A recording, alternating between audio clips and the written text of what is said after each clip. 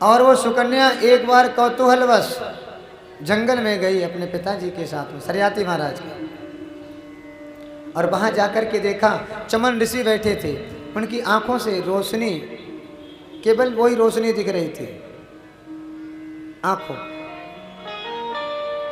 और पूरा शरीर दीमक छा गई, आंखों से ही रोशनी आ रही थी।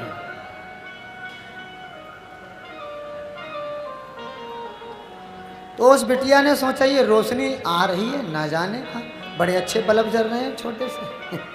उसने कौतूहल बस उठाया एक तिनका और उसमें जहाँ से रोशनी आ रही थी उसमें डाल के देखा, चमन ऋषि महाराज की दोनों नेत्र घाव हो गया नेत्रों में। अब सरियाती महाराज ने कहा, सुनो बेटी, आपने चमन ऋषि के नेत्रों को छीना है, अब इनका जीवन बेकार हो गया, इनका भरण पोषण कौन करेगा? समझ में आ रही है? आपका विवाह इन्हीं के साथ में कर रहा हूं। और उन्होंने विवाह कर दिया चमन ऋषि के साथ में।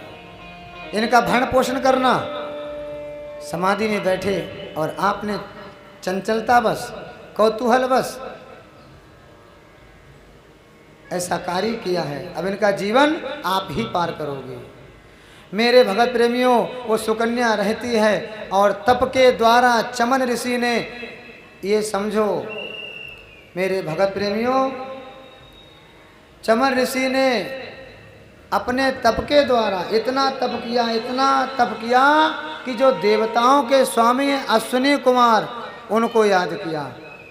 डॉक्टर साहब हैं देवताओं के अश्विनी कुमार, और उनसे ऐसा वरदान प्राप्त हुआ कि उनकी आंखें पुनः ठीक हो गई।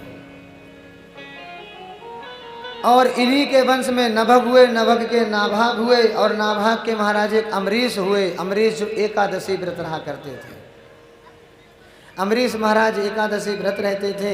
एक दिन इस पृथ्वी के सम्राट होने पर भी पूरी प्रजा को चाकी चला करके अपने हाथों से भरण पोषण किया करते थे। ऐसे प्रतापी राजा अमरीश एकादशी बहुत ध्यानपूर्वक व्रत किया करते थे।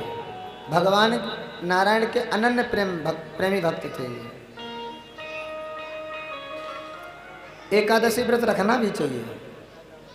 कल तो रही एकादशी। कितने लोग रहते हैं एकादशी व्रत? 1 2 3 4 5, और सब द्वादशी वाले बैठे हैं। बोलिए गोविंद भगवान की। एकादशी में शाम से ही वैसे विशेष रूप से चावल का महत्व है। चावल नहीं पाना चाहिए। जो व्रत ना रखते हो उनके लिए विधान है। धोखे से भी अगर चावल घर में बन जाते हैं वैष्णवों के घर पे, धोखे से भी एकादशी को, तो ये समझ लो हम गौ का मांस भक्षण करते हैं और कीड़े मकोड़ों को भक्षण करते हैं, और ये समझ लो पाप भक्षण करते हैं। ऐसा लिखा है, पाप को भक्षण करते हैं, धोखे से भी बन जाते हैं। इसलिए ब्राह्मण देव से पूछना चाहिए एकादशी के बारे में। आप व्रत ना रहो, लेकिन जो गृहस्थी धर्म के जितने भी हैं सब वैष्णव। वैष्णव कौन है? जो राम और कृष्ण के हैं वही तो वैष्णव हैं। और जो गृहस्थी धर्म में रहते हैं उनको इसका नियम रखना चाहिए। अमरीश महाराज जी से पूछो, व्रत रखते थे, और हो सके तो दशमी से ही शाम को चावल नहीं पाना चाहिए। अगले दिन एकादशी है, क्योंकि हम पाएंगे हमारे रखा हुआ है उधर में। प्रयास करना चाहिए। एकादशी को तो चावल पाना ही नहीं चाहिए। अरे एक दिन नहीं पाओगे तो क्या हो जाएगा बताओ? खूब पाओ अगले दिन। और विधान भी दिया है कि द्वादशी में इतना पाओ कि एकादशी वाली कसर पूरी कर लो द्वादशी में। डबल कर लो, मना तोड़िए। इसीलिए उस दिन नहीं पाना चाहिए। और सुनो, अमरीश महाराज एकादशी का व्रत रहते थे। भगवान ने अपने मुख से कहा है, नदियों में गंगा मेरा स्वरूप है, वृक्षों में पीपल मेरा स्वरूप है, पशुओं में गाय मेरा स्वरूप है, मनुष्यों में ब्राह्मण मेरा स्वरूप है, और व्रतों में एकादशी मेरा स्वरूप है। श्रेष्ठ व्रत है। अकामा सर्व कामो वा, किसी को कामना किसी चीज की हो, सुंदर बनना हो तो गंधर्वों की पूजा करो, और बढ़िया वाला विवाह चाहते हो तो माता पार्वती शिव जी का व्रत रखो। सुंदर बनने के लिए गंधर्वों की पूजा करो। सबका अलग अलग है, लेकिन सब कुछ चाहिए और कुछ ना चाहिए तो एकादशी व्रत रखो बस। नारायण कभी अपूर्ति नहीं होने देते हैं घर में, कभी नहीं। आज मेरे भगत प्रेमियों एकादशी व्रत था और चाकी चला रहे थे अमरीश महाराज। इतने में भगवान हमारे गोविंद आए और पसीने से ओतप्रोत हो गए। कौन? अमरीश महाराज। भगवान प्रसन्न हो गए, उन्होंने अपना सुदर्शन चक्र अमरीश जी को दे दिया, जाओ आज से आपकी रक्षा करेगा हमारा सुदर्शन। चले गए गोविंद और स्वयं बहुत देर तो दुपट्टे से हवा करते रहे। बहुत अच्छे राजा हुआ। एक समय आया, अमरीश जी का व्रत था, उधर दुर्वासा जी का भी व्रत था। मिलन हुआ, कहा सुनो आज हमारा भी एकादशी है, आपकी भी एकादशी है, घर पे आ जाना, सुबह के लिए आपका निमंत्रण है। सुबह निमंत्रण होगा, द्वादशी में हमारे यहाँ भोजन करना। मेरे भगत प्रेमियों अमरीश जी का बुलावा लगा नहीं पाए, लेकिन कुछ समय के लिए द्वादशी थी, तेरस लगने वाली थी। इसका विधान ये द्वादशी में पारायण कर लेना चाहिए, तेरस लगने ना पावे, नहीं व्रत बेकार हो जाता, खंडित हो जाता है। और दुर्वासा जी को स्नान ध्यान करने में थोड़ा विलंब हो गया और भोजन तैयार हो गया, और इधर द्वादशी निकली जा रही थी, तेरस लगने वाली थी। क्या करें अमरीश जी? अमरीश जी ने विचार किया, ब्राह्मणों से सलाह ली, हे ब्राह्मण देव आप बताओ क्या करना चाहिए।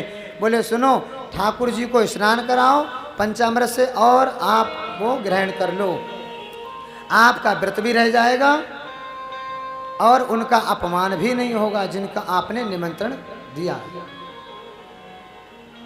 इतने में ही वो आचमन भगवान ठाकुर जी को स्नान करा के लेने वाले ही थे, तब तक दुर्वासा जी आ गए द्वार पे। दुर्वासा जी तो वैसे ही महाराज क्रोधाग्नि में, क्रोध बहुत जल्दी आता है। ये भगवान रुद्र, भगवान शिव के अवतारी हैं दुर्वासा जी।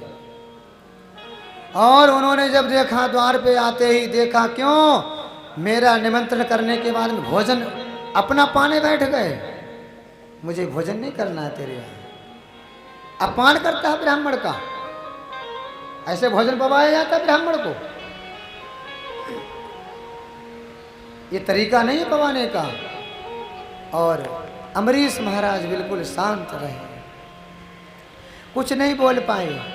इतने में ही दुर्वासा जी ने एक जटा अपने सिर से उखेड़ करके ज्यों जमीन पे पटकी और कृत्या नाम की राक्षसी पैदा कर दी, उत्पन्न किया और कहा इसको मार दो, अमरीश को आदेश किया, मार दो अमरीश को।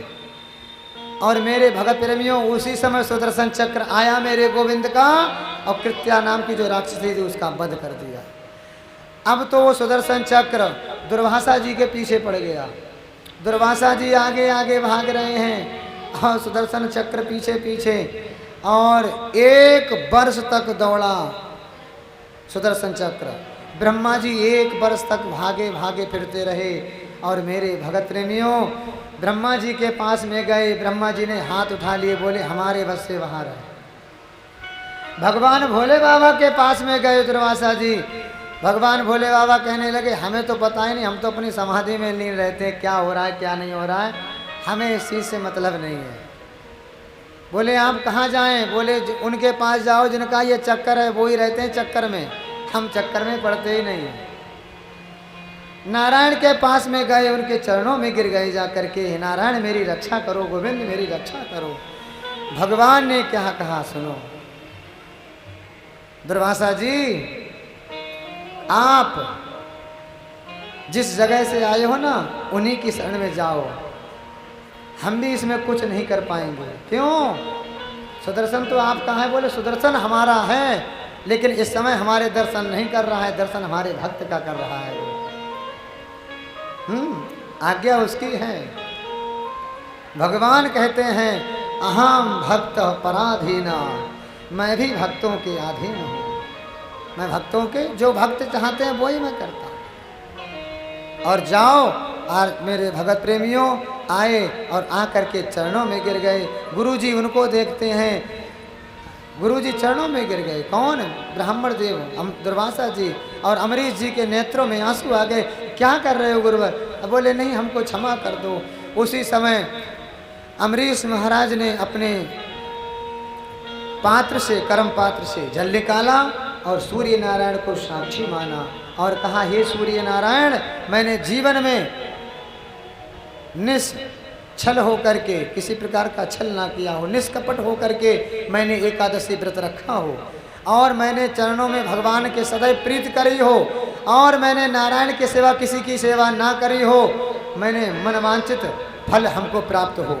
और इसी समय हे सुदर्शन आप शांत हो जाओ, शांत हो जाओ। इस प्रकार मेरे भगत प्रेमियों दुर्वासा जी की रक्षा करी अमरीश भगवान ने। बोली गोविंद भगवान की जय। इन्हीं के वंश में विनाश हुए और विनाश के मानधाता, मानधाता के मुचकुंद हुए और मुचकुंद महाराज के त्रिवंदन हुए, त्रिवंदन के त्रिशंकु हुए, त्रिशंकु महाराज के हुए हरिश्चंद्र, जो सत्य की खातिर सर्वस्व त्याग दिया था हरिश्चंद्र महाराज ने। और मेरे भगत प्रेमियों इन्हीं के वंश में राजा बाहुक हुए। बड़ी बहन को यज्ञ में द्वारा आमंत्रित चरु फल खिलाना था, समझ में आई? खिलाना था और गर्भ में बालक आ गया, लेकिन अन्य रानियों को गिलानी हो, इसको अकेले कैसे दे दिया? सब रानियों ने मिलकर के उस रानी को जहर दे दिया।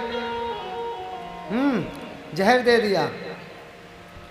गर, जो गर कहते हैं जहर के लिए, जहर के द्वारा एक बार तो वो नष्ट हो गया, लेकिन वशिष्ठ, गुरु वशिष्ठ ने अपने मंत्र शक्ति के द्वारा उसको जीवित किया और जहर ऊपर रखा था, इसीलिए उसका नाम सगर पड़ गया। गर कहते हैं जहर को, सगर पड़ गया। और सगर की दो पत्नियां थीं, सुमति और केसनी। मेरे भगत प्रेमियों केसनी के असमंजस हुए और सुमति के एक मांस का पिंड हुआ, और सुमति ने जब देखा मेरे मांस का पिंड